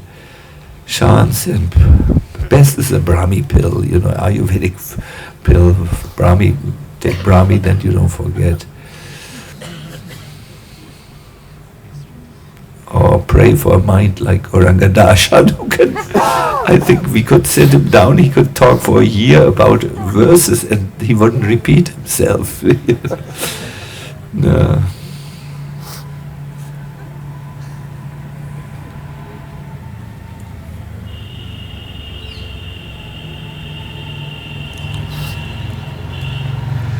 Gauranga Darshan, do you remember? Could you help me? It comes in the later sections of Nectar of Devotion. Left also, good. Yeah, they need to prepare these. I only know this now. It's an honest understanding of your faults. There was some other. You have really missed an opportunity when you've become aware of this. It initially starts there for us conditioned souls. But then we should turn to Krishna. Oh Krishna, you're so kind. Please forgive me. Please elevate me. And in this way, we will not fall into the hole of self-deprecation, minority complex, and all these things which only a good psychotherapist can heal, perhaps. No?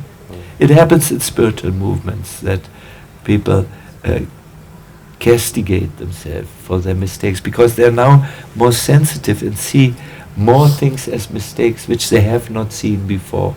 And if they are a little shaky in their personality, and many who are like this come to spiritual movement in the hope to become firm and fixed, then yes, it can go the other way, can go the wrong way. So therefore, always do it in relationship to Krishna. Krishna, Krishna, Krishna, Krishna, Krishna, Krishna. Pahimang, save me, Rakshamang, protect me. And then all of a sudden you feel blissful. My dear devotees, we have reached our time. Once again, thank you so much.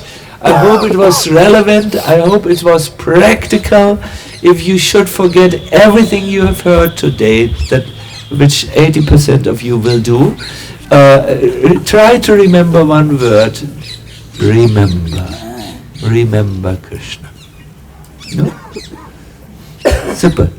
And you know everything by that word. I wish you all the best and see you.